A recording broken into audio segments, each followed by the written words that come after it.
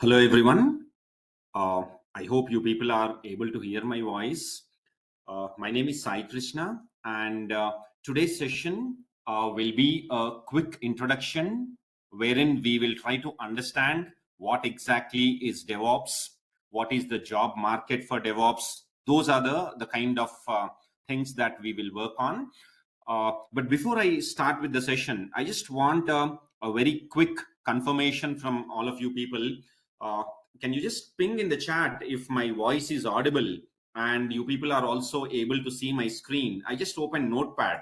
So if you can hear my voice clearly and you're also able to see my screen, I mean, as I said, it's Notepad which is opened. I will start off with the session. You can just ping in the chat if you are on mute. Maybe you can ping in the chat box so that I will understand that whatever I am talking here, everyone is able to hear my voice clearly.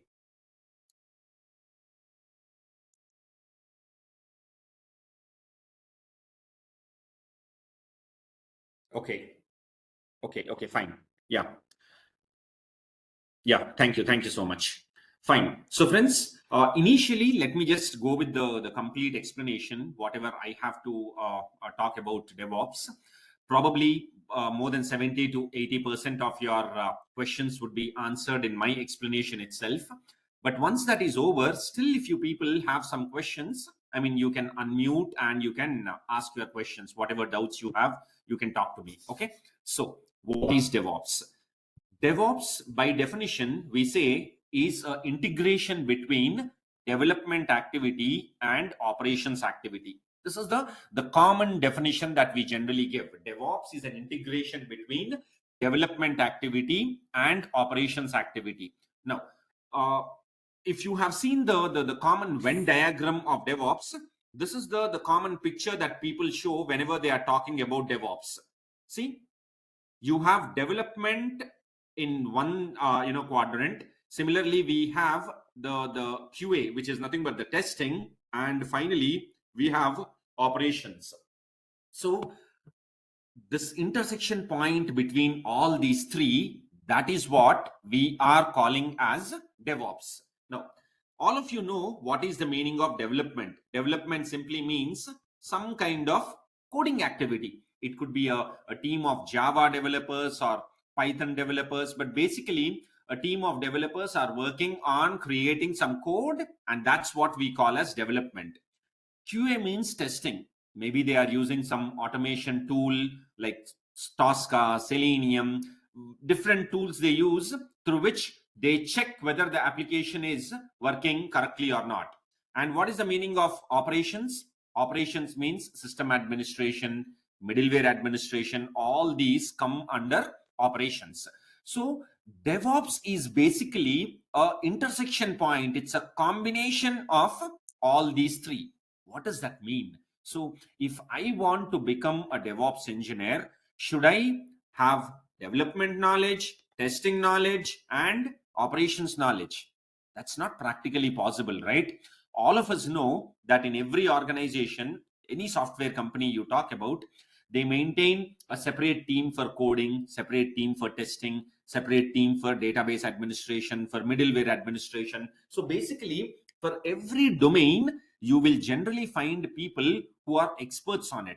You can't call one person as a DevOps engineer and you can't expect this person to perform all the activities. So when we use the word DevOps, the meaning is not that I should have coding knowledge, I should have testing knowledge, and also system administration knowledge. No, not at all. So first, let us understand where DevOps comes into picture, what happens, how it happens. I'll try to explain.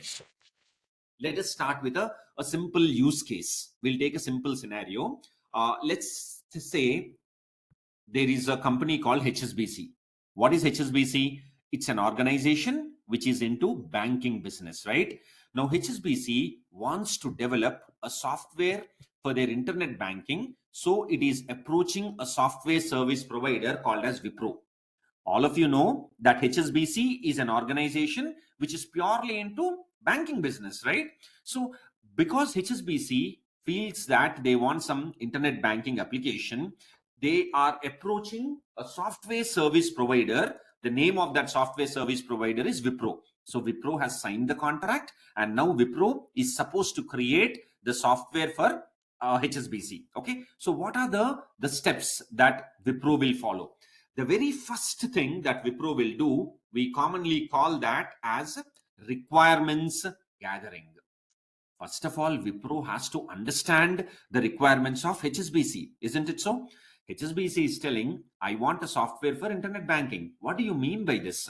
I mean, what are the functionalities you are expecting? From how many different countries people will be accessing this application?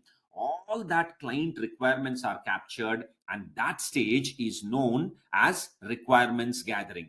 Now, once the client's requirements are understood, it will go to a stage which is called as analysis. Now, what is analysis? Analysis is a stage where, since the requirements are understood, they try to now identify which software technology is best suited. I mean, shall we create it via Docker for production grade environment? What kind of servers we will try to use? All that type of analysis is done. Do we have the necessary resources to work on these technologies? All that is done. Based on the analysis, it will go to a third stage, which is called as design and planning, where high-level design and low-level designs are created, flowcharts and algorithms are designed, based on which later developers will do the coding. In a simple manner, if I have to explain, I'll tell it like this. If you people want to construct a house, what will you do? You will go to a civil engineer. What is that civil engineer doing? That civil engineer is going to create a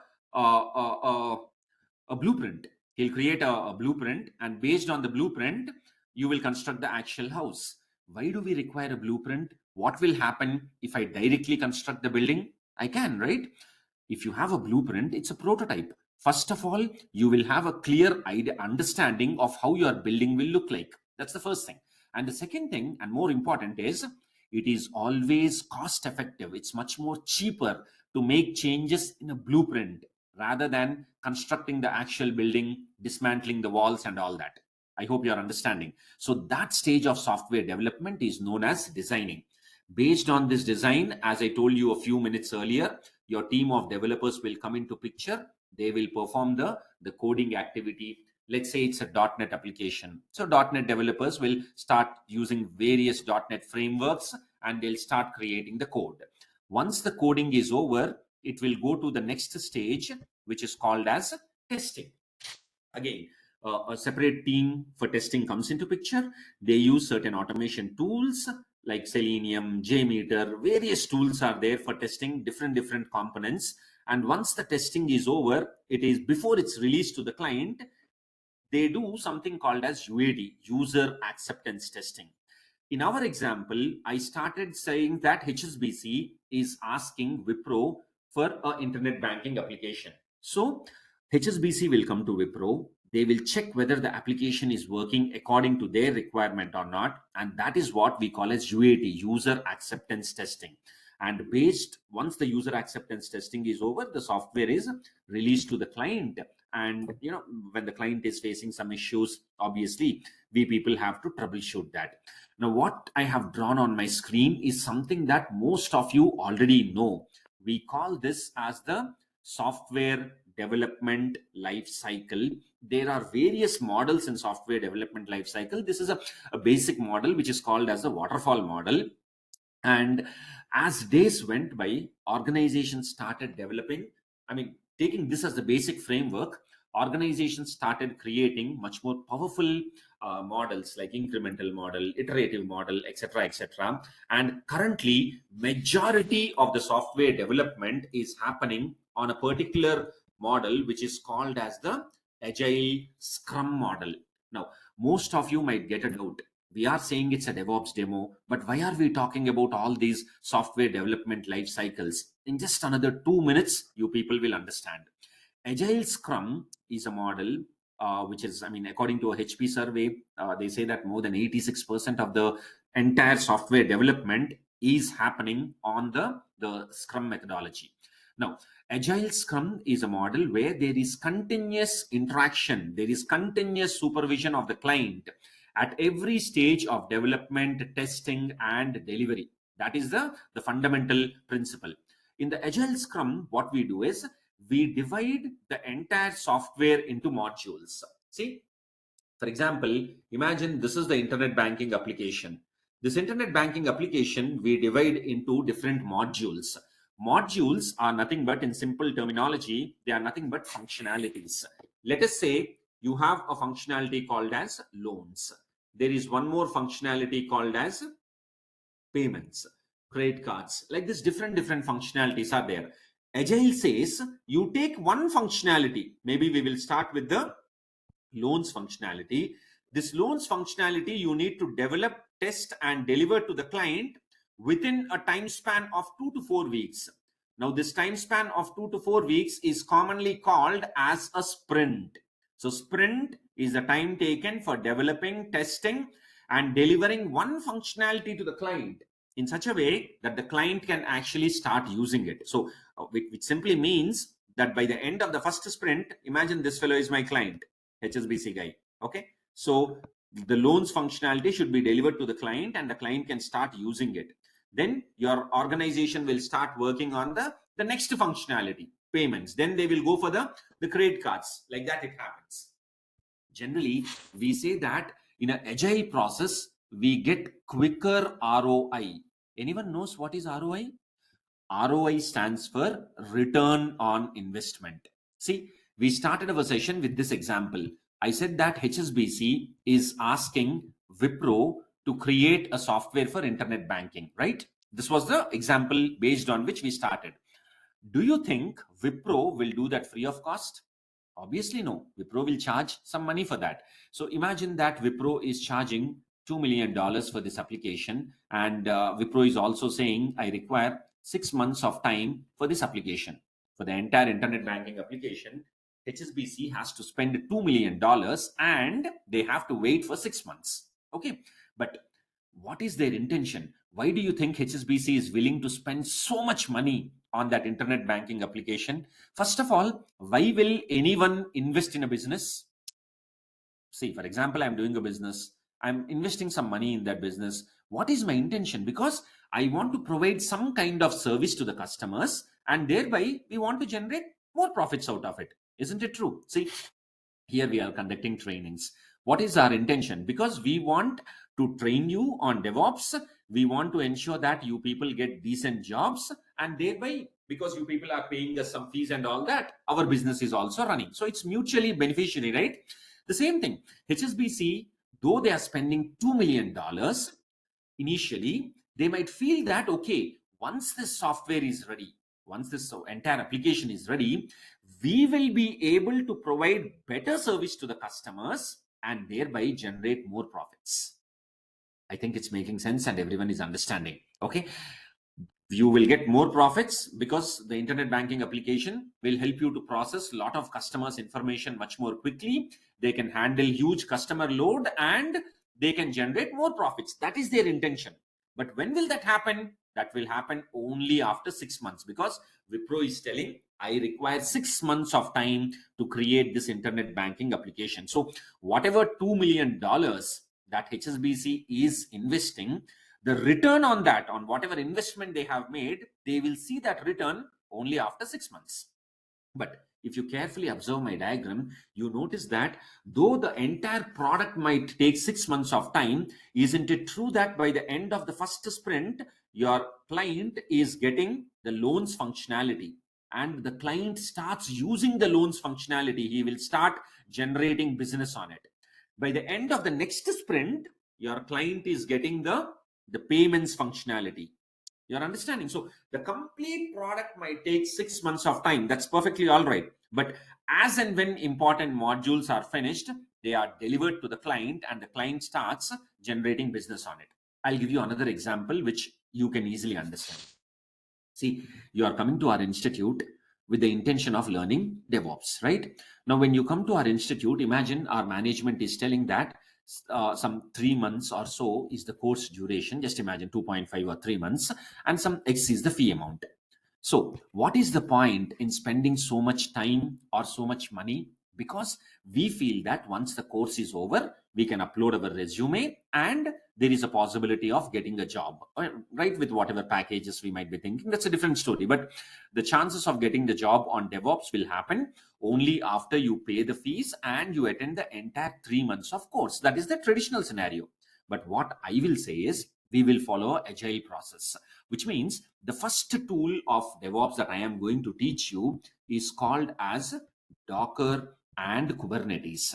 In combination with Linux, I'll teach you Docker and Kubernetes. This Docker and Kubernetes training will take approximately a little more than 1 month of our time. Okay. And once Docker and Kubernetes is over, we recommend the students to upload their resumes and start looking for job, because only based on Docker and Kubernetes, there is a very high possibility that you will get a job. What is Docker? What is Kubernetes? I'll explain in few minutes. Please don't worry about that. But I think you people are understanding. Though our entire course is, for 3 months or so, now I am telling that no need to wait for 3 months. Once Docker and Kubernetes is over, you start searching for job. If you get a job, it's awesome. In case you don't get a job, nothing to worry, because the next 3 weeks of training we will do on 2 different tools called as Git and Jenkins. Now what is happening? Your resume has Docker, Kubernetes, Git and Jenkins, which means there is a much more better possibility of getting a job. Let's say this also did not help you. The next 2 weeks of training we will do on another tool which is called as Ansible. So with the help of Ansible, you will notice that again you have a much more greater possibility of getting the job. I hope everyone is understanding. This is what happens in an agile scenario. You don't need to wait for the complete product to be delivered. As and when important modules are finished, you can start generating business on it. That is the fundamental principle.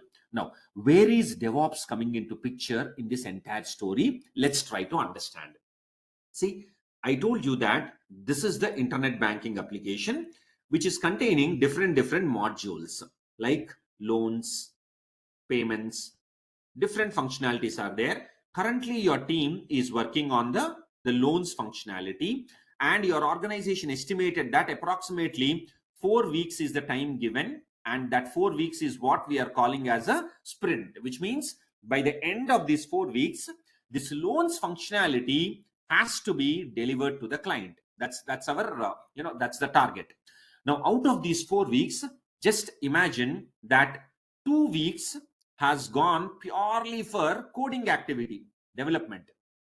So your team of developers are creating the code. Imagine it's a Python application. So your Python developers are creating the Python code. Out of the 4 weeks that you have, 2 weeks has gone purely for the coding activity. The remaining 2 weeks that you have is going for testing activity and also delivery activities. QA, you know what is QA, right? It's testing and delivery activities. So first 2 weeks is purely for development. The remaining 2 weeks is going for testing activities and also the delivery activities. Now, my straightforward question to you people is, if the developers have finished their work within the first 2 weeks, 4 weeks is my sprint duration, right? Out of those 4 weeks, within the first 2 weeks, if the developers have finished their work, what will the development team do in the second part of the sprint, where testers and other team members are working? You're understanding my question, right? So 4 weeks, out of 4 weeks, 2 weeks, developers have created the code. The remaining 2 weeks, as you can see, testing team and other teams are working. Developers have finished their job. What will the developers do? The straightforward answer that most of you will give is, developers will start working on the next functionality, which is payments functionality. And that's 100% correct, because every day is accountable. In an agile process, every day is billable. What work you are doing, you have to showcase to the client. You can't simply go to your organization, do nothing and go back to home. That's not possible. So every day you have to contribute to some kind of software development or testing. Something has to be done. So since the developers finish their work on the loans functionality, now some other teams are working on the loans functionality. Your developers will start working on the next module, which is payments. But here comes a problem. The problem is, Imagine your testing team has tested this application for maybe 3-4 days or 1 week, and they come to the conclusion that this application is entirely defective, which means the client is asking for something and your developers have created an entirely wrong product. So what will the testers do? Testers cannot do coding. Testers cannot fix the defects. Testers can only identify the defects. So testers will simply send it back to the developers saying that these are the defects. So many problems are there. So already developers have started working on the second functionality. Now you tell me, when the first functionality itself was created in a wrong way, whatever is created on top of that, chances are that even that will be wrong. Simple common sense, right? See, if the foundation of my building itself is weak, how many floors you construct on top of that building, how does it matter? Everything is bound to collapse, right? So when the loans functionality itself was created in a wrong way, maybe now they already started working on payments, but that payments module also will go wrong. 90% it will go wrong. So what is happening?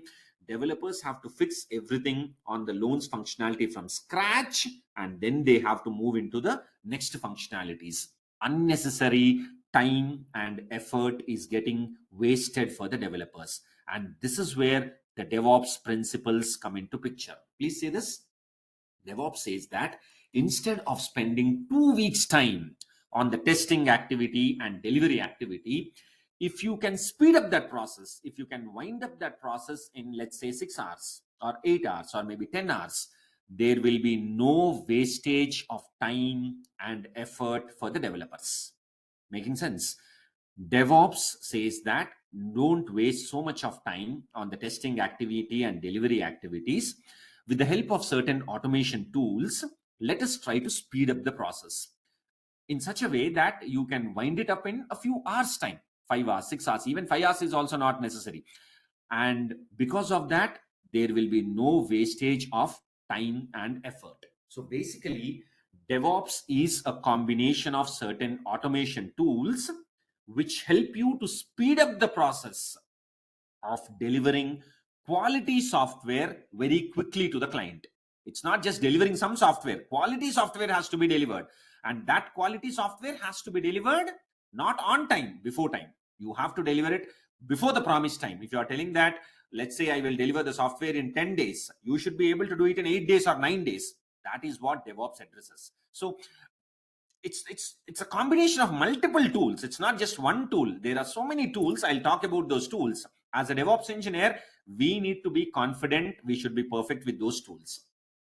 Now, one thing I want to tell you before I go into the tools itself is, if you people have attended maybe, let's say, some other demos from some other institutes, or maybe you have seen some videos on YouTube related to DevOps, the common definition everyone says is DevOps is a practice, or DevOps is a culture. These are the kind of definitions they give. But for a job seeker, now you and I are job seekers, right? Why are we learning DevOps? Because we want to get a job on DevOps. That is our final goal. So for a job seeker, if I say DevOps is a culture or DevOps is a practice, it does not really make any sense. So I have to speak from technical point of view. DevOps is basically a combination of certain automation tools. If you are comfortable with those tools, you are good to get a job as a DevOps engineer. And you know something? This is interesting. DevOps does not require any coding knowledge.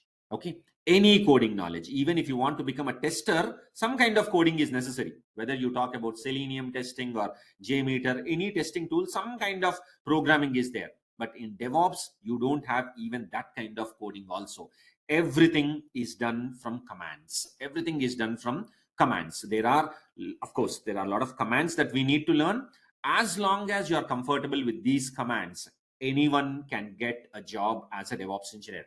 That is one of the reasons why you notice that this is one easy point of entry into the IT industry, even if you people are coming from non-technical background.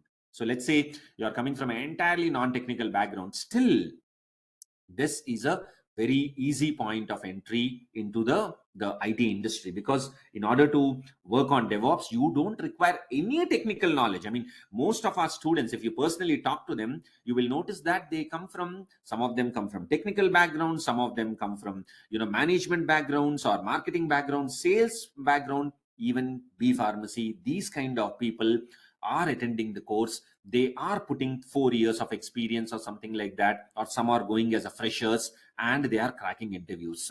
So you don't need to worry about that. Each and every tool I will teach from the scratch, from the very basics I will teach. Okay. And as you people know, the sessions are getting recorded.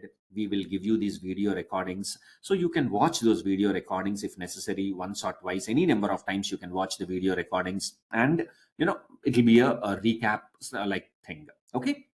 So now let's talk about some of the important tools that we will be learning as part of our training. And once that is over, I will try to take up any questions that you people might be having. Okay.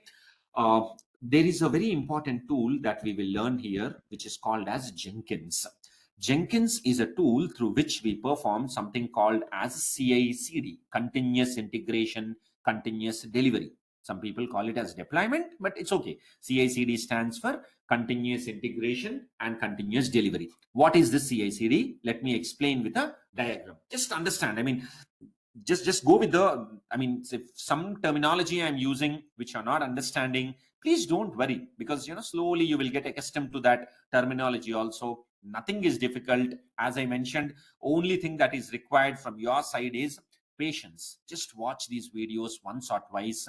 We'll give you notes of whatever is being discussed here. You can take the help of the notes, practice the commands, practice the same commands twice or thrice. So every day, anyone who can invest at least 2 to 3 hours on practicing whatever is covered here will crack interviews, and they can easily get a job on DevOps. So please don't worry about your ability, your background. All that is not necessary. Anyone can crack an interview. You should have basic communication skills, and you should practice whatever is covered in my class. Minimum 2 to 3 hours you have to spend practicing whatever I am trying to teach here. Okay. So I'm talking about Jenkins now. As I said, Jenkins is a tool through which we perform CI/CD. What is the meaning of this word CI/CD? Let me explain. Look at my screen. In any organization, you have a team of developers. Okay, just imagine these people are my developers. What the developers do, they create some code. That code they upload into some code repositories, certain servers where all the code is uploaded. And one such code repository is called Git. So Git is simply a server into which your team is uploading the code. Now tell me, why did the developers create the code? Why did the developers create the code? Developers created the code because your company has a client. In our example, HSBC was the client. HSBC was asking Wipro to create a software for internet banking. So your developers working in Wipro are creating this internet banking code. Let's say this is some Java code. Now, do you think this Java code is directly sent to the client? No, client is not interested in the code. So this code has to be converted into an installable file. You can call that file as a setup file. See, any software you download, you'll get a setup file, executable file. That process of converting the code into a setup file, we generally call that process as the build process. Okay. So the code has to be converted into a setup file. And once the setup file is created, then also it's not delivered to the client. That setup file will be installed in the testing servers, QA environment. QA is nothing but the testing, quality assurance. That testing is called as QA. Don't worry about the terminology. And then a team of testers come into picture. What these testers do, they create automation testing programs using tools like Selenium, etc. Through these programs, they check whether the application is working correctly or not. If it's not working, they'll send it back to the developers. Developers will fix the defects and again upload the modified code into the Git repository. Whenever code is uploaded, you download the code, create a new installable file, new setup file, and with the help of the setup file, install it in the testing server. Again, the testers will run the Selenium programs to check if it is working correctly or not. If it's working correctly, it is delivered to the client. It's delivered into the production environment, and your client, imagine this fellow is your HSBC guy. He can start accessing it. In fact, we have pre-prod environment where UAT testing happens. But for sake of simplicity, let's not talk about all that. This is the complete diagram. This is how a software is created from the basic level of software development to the final stage where it is delivered to the client. This is the flow. And this entire flow, we will automate with the help of this one single tool, which is called as Jenkins. As a DevOps engineer, what is our responsibility? My responsibility is to configure Jenkins in such a way that whenever code is uploaded into Git, my Jenkins will receive a notification. Jenkins will come to know that a developer has uploaded some new code. So what Jenkins will do, Jenkins will download the code and Jenkins will automatically create this setup file. Jenkins will trigger the build process and Jenkins will automatically create this setup file. The same Jenkins will take this setup file and it will install that on the testing environment. Generally, this is the middleware engineer's responsibility. Jenkins automates that. The Jenkins will take the Selenium programs created by the testers. With the programs, it will check whether this application is working correctly or not. If it's not working correctly, it will send email notifications to the developers. Developers will fix the defects, again upload the code into the Git repository. Same process continues. And once Jenkins notices that everything is working properly, it will deploy into the live environment, the production environment, where your customer can start accessing it. This entire flow automation is what we are supposed to do as a DevOps engineer. I hope you are understanding. Manually, we don't want to do it. We want this tool called Jenkins to do it. A DevOps engineer's responsibility is to configure Jenkins so that Jenkins will automate this entire process, so that without any manual intervention, the complete delivery pipeline, starting from the basic stage where the software is created till the final stage where it is delivered to the client, everything should happen in an automated manner. I hope you people are understanding. Okay, this is one important tool that a DevOps engineer should understand. Of course, in this only Git also will come. Git is also a server where code is uploaded. We call this Git as a version controlling system. We will have elaborate sessions on Git where in detail, in depth, we'll try to understand what is Git and everything. Okay. The next important tool that a DevOps engineer generally works on is called as Ansible. I told you that Jenkins is a CI/CD tool, continuous integration, continuous delivery. Ansible is a configuration management tool. Configuration management. What is the meaning of configuration management? It is the ability to sit on one machine and perform activities on n number of servers. See, for example, imagine this is your data center where there are hundreds of servers. These are all the hundreds of servers that you have. Now, on all these hundreds of servers, you want to install some antivirus software. To install it on one server, imagine you are taking 5 minutes time.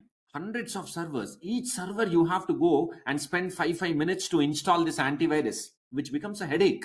It takes a lot of time. Or you require a lot of employees, a lot of system admins who will work parallelly. That's the regular process.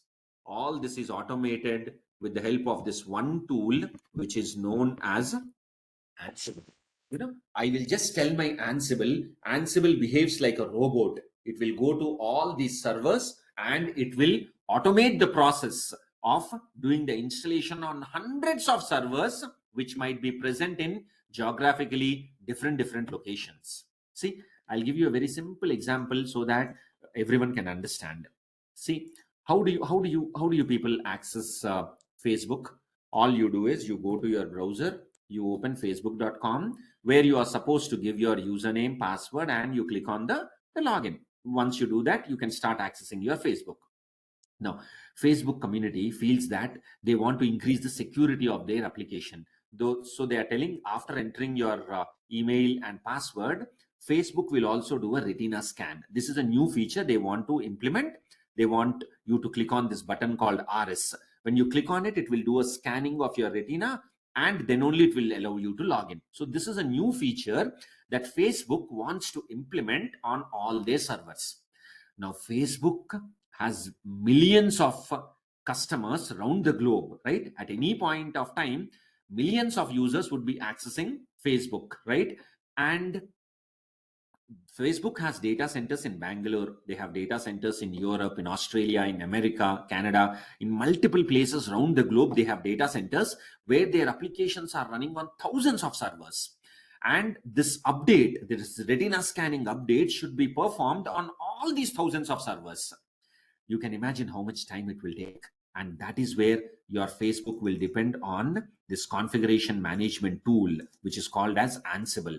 We don't need to do anything. Automatically, Ansible, you tell Ansible, Ansible will go to these thousands of servers which are located in Bangalore, in Europe, in Australia, in America, different places, and it will do the installation. That's it. So do you notice? I mean, I hope everyone is understanding what is happening. Automation.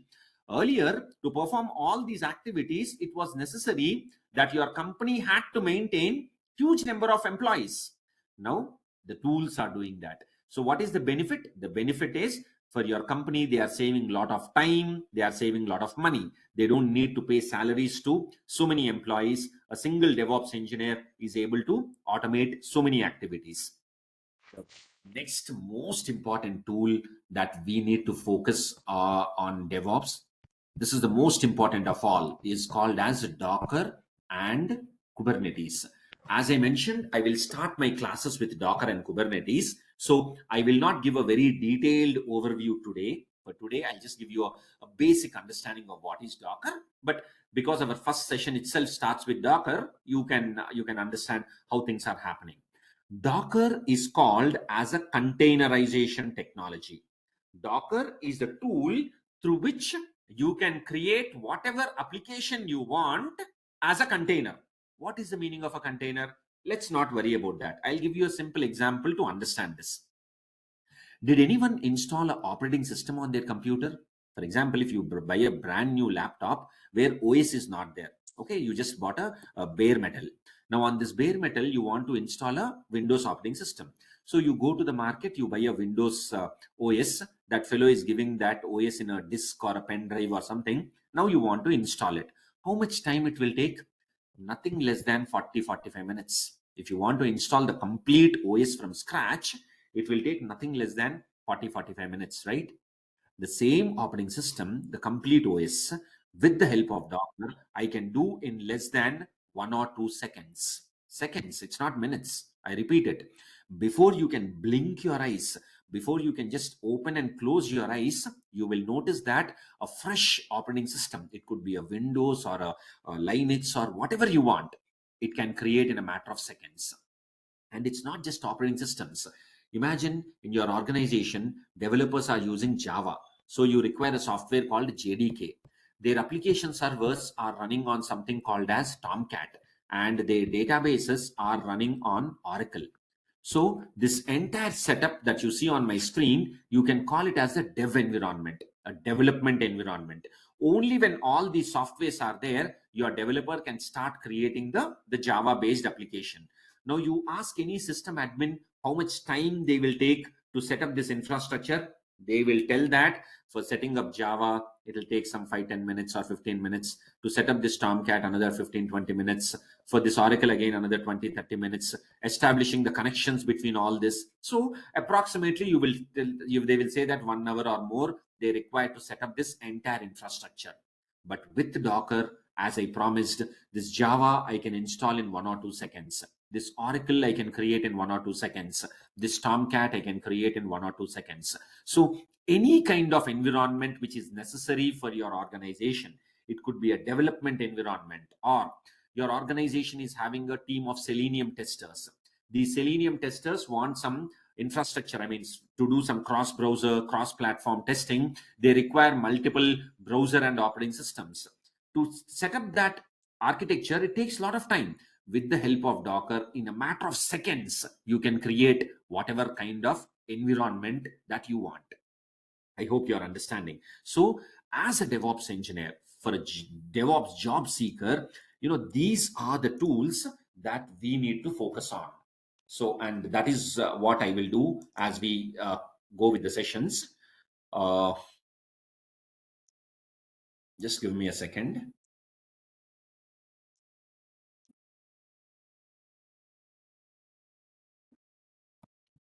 The first thing that we are going to work on is Docker and Kubernetes. Okay, that's what we will try to work on initially, Docker and Kubernetes. And this Docker and Kubernetes would take a little more than 1 month of our training. After that, we will work on Jenkins and also Git. This will take another 3 to 4 weeks. And finally, we will work on a tool called as Ansible. So these are the primary tools on which we will be working. Okay. And as a DevOps job seeker, if you are comfortable with these tools, that would be sufficient. You will get a job. But along with these tools, if you have a little bit understanding of a cloud called AWS, okay, things will become much more easy. So we will work on certain services of AWS, because most of this infrastructure will set up on the cloud. We should know AWS also. So I will teach whatever AWS is necessary from a DevOps engineer's perspective. Okay. Similarly, some miscellaneous tools are there. For example, there is a tool called as Vagrant, which will help you to set up the infrastructure locally. This also I will teach you. We should have good knowledge of Linux commands. So Linux also will be part of our training. This also I will be teaching you. And there is a monitoring tool which is called as Prometheus in combination with something called as Grafana. So these are the tools that we will be learning as we go with the sessions. But as I mentioned a few minutes back, the primary focus that everyone should do should be on these 4 components: Docker and Kubernetes, Jenkins, Git, and Ansible. So these are the primary tools. And the other things that you see here will be like added advantage. If you know them, things will become much more easier. But I won't say it's compulsory, but definitely, I mean, because anyhow it's part of our training, I would say take advantage of that. Please try to focus a little bit on the AWS cloud. Similarly, Vagrant, Linux is mandatory. Without Linux, we can't work on these tools. So Linux, and of course the monitoring using Prometheus and Grafana. So these are the tools that we will be covering. If you want the detailed course content, our team will send it to you. You can please go through the course content, where in detail they will talk about each and every tool. I just wanted to give you a overview of what is DevOps and what are the different components that would be covered. Our course is actually created in such a way that based on the knowledge that is delivered here, you can put 4+ years of experience and you can crack interviews, because everything is going to be real-time project oriented training. We are not going to be theoretical, because today's session was a demo session. It's more or less theoretical, but once the practical classes start, you will notice that everything will be practical and project oriented. Whatever project based scenarios I am showing in the class, if you can go to the interview and explain the same scenario as it is, the interviewer will understand that you are coming from real-time experience. So you don't even need to do R&D trying to learn something from YouTube or Udemy. All that is not necessary. Whatever I am teaching in the class, as it is, if you spend 2 to 3 hours practicing the same scenarios, if you go and explain in the interview, that will be sufficient. I mean, these are scenarios which I have personally implemented in my company, or these are scenarios which I have when I'm giving corporate trainings in various software organizations. These are the scenarios that we have encountered there. So these are live scenarios. You can just take this as examples and you can go for interviews. Now, if you are planning to get a job as a fresher, I will say that even 50 to 60% of what I am teaching, if you learn, that is more than enough. Only 50 to 60% of what I'm teaching, if you're comfortable, easily you can crack interviews. So whether you want to go as a fresher or experienced, that is your choice. You can do that. But the course is structured in such a way that even if you are planning to put 4+ years of experience, easily you can handle interviews and easily you can survive once you get a job. I think it's clear for all of you, right? I mean, this is how it happens. And if you are going as a fresher, generally the packages are somewhere between 3 to 4 lakhs. I mean, if you are working on small scale companies, if you are getting a job in MNCs, it will be 4 plus only. And if you are putting 3 to 4 years of experience, generally the packages are somewhere between 14 lakhs to 16 lakhs. This is the kind of packages that are being offered for DevOps. And if you're comfortable with DevOps, along with these miscellaneous tools like AWS, etc., it will not be 14 or 16. It will be even better salaries. You will get better salaries. You will also get, more calls, more interview calls will be scheduled if you are comfortable with DevOps with cloud also. Okay. So this was just a basic overview that I wanted to give related to the different components that we will be covering. Okay. As I mentioned, the first tool that I will be talking about will be Docker. That will be the first tool from where we'll start. But any questions you people have, maybe you can unmute and you can ask the questions, or maybe you can also put the questions in the chat. I will try to answer your questions. Whatever. I mean, I understand English, I understand Hindi, and I understand Telugu. So any of these 3 languages you ask your questions, I should be able to answer you. What is the course duration? The course duration will be approximately 3 months. Every day you will have the session from 50 minutes to 1 hour approximately. Okay, but because I mean, I can take longer sessions, but why I want to take it a little less than 1 hour is I wanted to make sure that everyone is getting time to practice whatever is covered. That is more important, because everything is practical here, right? So you need to spend time practicing. So that is the reason I restrict my class to 50 minutes or 1 hour, not more than that. Okay, so practice is more important from your side.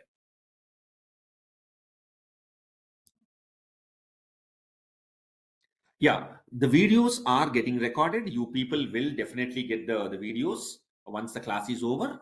And the notes also would be sent to you.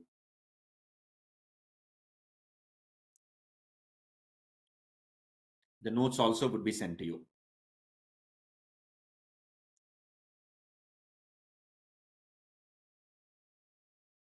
Yeah, the fees details and all those things, maybe you can talk to the management. For AWS,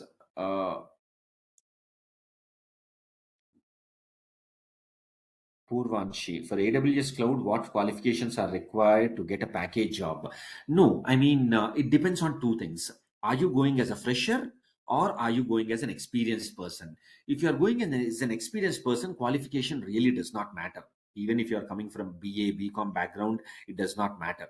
But if you are trying to go as a fresher, then little bit of technical qualification, if you have, it becomes much more easier. For experienced candidate, all that is not necessary, because knowledge is what matters and experience matters. So because our course is purely based on project scenarios, if you are comfortable with what I am teaching here, that will be sufficient. Neha, I want to switch my career from teaching to IT. Will it be good for me? Definitely, Neha. Because you are a teacher, I'm sure that you also have very good communication skills. With those kind of communication skills, cracking interview becomes dead easy for you. Very, very easy for you. I mean, just attend another few classes. I mean, see whether you are understanding what I am teaching comfortably or not. If you are comfortable, then you decide to pay the fees and join. There is no hurry, right? But definitely, I mean, see, even I personally am a teacher. I clearly know, with teaching background, if you have good, I'm sure you have really good communication skills, things will become very easy for you.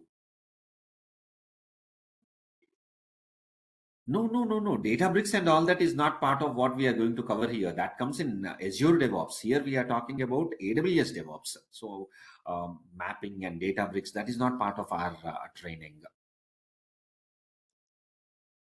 Okay.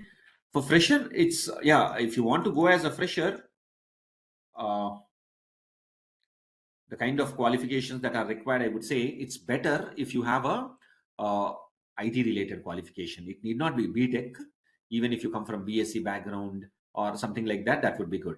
Now, let's say you don't have that. You are coming from BCom background. Then also we can manage. Don't think that it's impossible. We have lots of students who come from those kind of commerce background and arts background.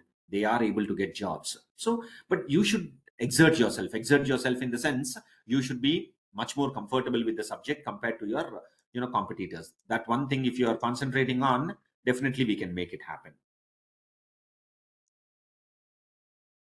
Chaitanya, the fee for the program and all that, if you just call our management, okay, they can give you information on that. Okay, so they'll give you information. Jagadish, your graduation was completed in 2022 in mechanical engineering. Brilliant. So I worked in non-technical. So since 22, you are working in non-technical, and now you want to move as a DevOps engineer. Will it suit me? I would recommend you to go as a experienced candidate. If you want, you can go as a fresher also, because you just finished in 22. Companies will treat you as a fresher, no problem. But if you are comfortable with the subject that I am teaching here, and you become confident, you feel that, okay, I understood everything and I'm practicing everything, easily the 2 years you can put experience also.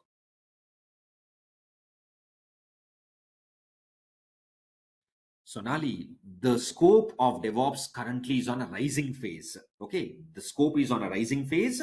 And let me tell you something, there is no other domain in IT which can get you a job so easily as DevOps.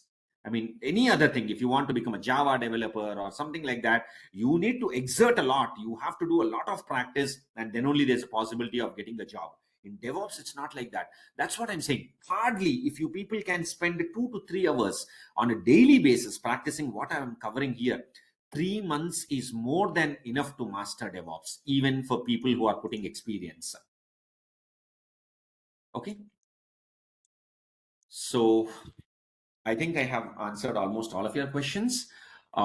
So anyone has any other questions where you want to personally talk to me over the phone or something like that, you can call the management. The management will arrange a conference call, and I'll talk to you personally on the phone, so that any questions you have, those doubts also I will be able to clear. Subhanshu Pandey, you are working as a Microsoft Azure as a manual tester. Is it better for my career growth? Definitely, it's better. I mean, I personally worked as a Selenium automation tester for 4 years. I come from testing background, so there are a lot of scenarios where testing activities are being automated using DevOps. So it will be a natural transition for you. Definitely, you can do that. Sonali, which cloud is best? It's nothing like that. AWS has bigger job market. DevOps is Azure is also rising up very quickly, but at this point of time, AWS has a bigger job market. At this point of time, maybe after 2 years or so, people are saying that Azure will become more popular. But now, at this point, definitely AWS has a bigger job market. Chaitanya, do you want to go as a fresher or experienced? That is your choice. We are delivering the course in such a way that, based on the knowledge that is delivered here, even if you want to put 4 years of experience, you can do it. That is what I can promise you. But do you want to go as a fresher or you want to go as an experienced candidate? That entirely depends on your choice. It's your choice. You can do whatever you want. We are giving you both the options. You can decide what to do. Okay. So, I mean, see, because these are demo sessions, we had to put you people on mute. Chaitanya, we are a training institute. We don't provide experience documents. That you have to try somewhere else. We focus only on the training part.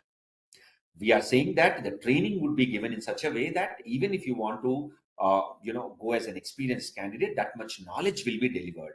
The documents and all those things you have to try on your own. We don't do that. Okay. So I think this is sufficient for now. I'll close the meeting. Okay. As I said, if there are any other further questions which you people want to talk to me personally, which are not addressed, which you can't ask in this class, you can definitely call on phone and I'll talk to you. Okay. So I'll close the meeting. Thank you so much.